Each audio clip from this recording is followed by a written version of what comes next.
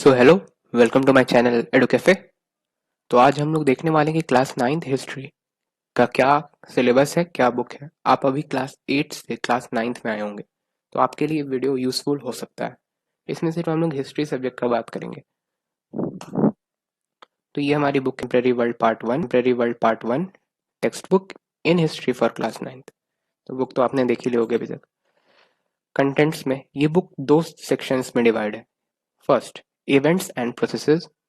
Second, livelihoods, economies and societies. Events and processes, इसमें 3 chapter. The French revolution, second the socialism in Europe and the Russian revolution, Nazism and the rise of Hitler. ये 3 chapter. और section 2, इसमें 2 chapter, forest society and colonialism and second pastoralist in the modern world. ये chapter हमेशा deleted रहता है, pastoralist in the modern world. तो हो सकता है इस बार भी डिलीटेड हो। सिलेबस अभी तो नहीं आया होगा, थोड़ा बाद में आएगा syllabus. Section 1, events and processes. तो जैसे कि मैंने बताया, यहाँ 3 चैप्टर होगा। French revolution, socialism in Europe and the Russian revolution, and third Nazism and the rise of Hitler. तो फ्रेंच रिवॉल्यूशन में बेसिक क्या बात कहा गया है। तो फ्रेंच रिवॉल्यूशन में ये बताया गया कि जैसे आजकल हम लोग आइडिया ऑफ लिबर्टी, फ्रीडम और इक्वालिटी को फॉर ग्रांटेड ले लेते हैं, पर हमें ये भी ध्यान रखना चाहिए कि इन आइडियाज का अपना एक हिस्ट्री है, अपना एक इतिहास है। और ये कहाँ से आया? फ्रेंच रिवॉल्यूशन से। फ्रेंच रिवॉल्यूशन से फ्रांस में मोनार्की खत्म हो गई थी और पहली बार नागरिकों के अधिकार जैसे राइट्स ऑफ मैन के बारे में बात की गई। राइट्स ऑफ वुमेन्स के बारे में उस वक्त बात नहीं हुई थी।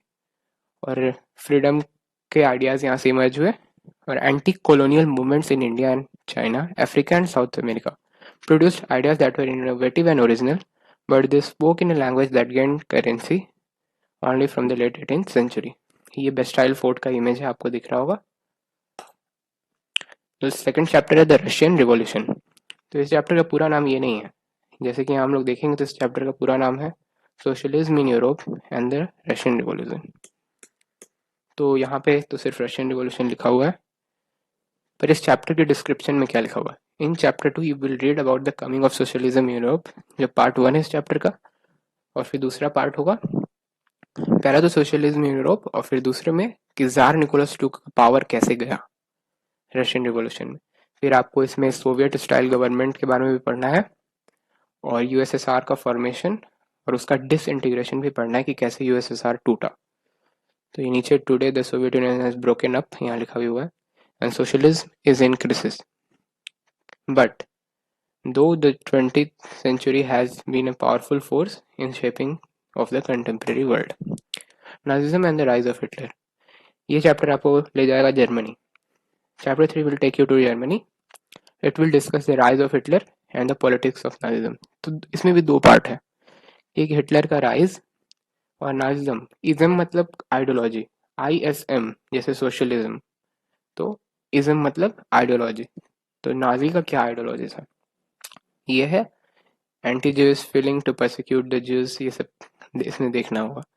और some in India were impressed with the ideas of Hitler and but most watched the rise of Nazism with horror. तो ये तो मैनकाइंड के लिए बहुत बड़ा डिस्ट्रक्शन था ही। फिर सेक्शन 2 पे आते हैं, लाइवलीहुड्स, इकोनॉमीज एंड सोसाइटीज।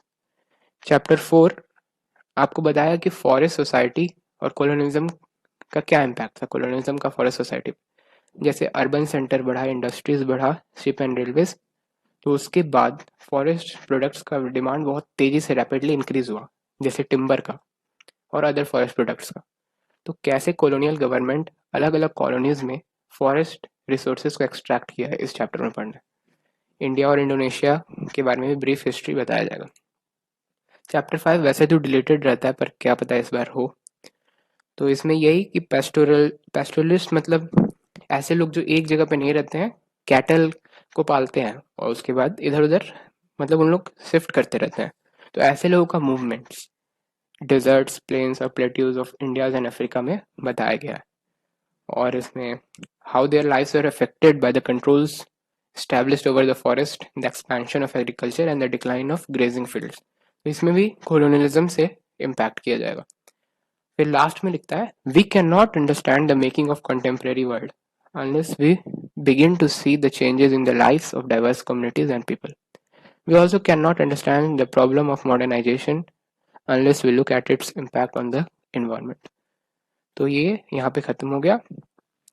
अगर आपको ये PDF चाहिए तो आप डिस्क्रिप्शन से डाउनलोड कर सकते हैं. Thank you for watching the video. Do share, subscribe and like.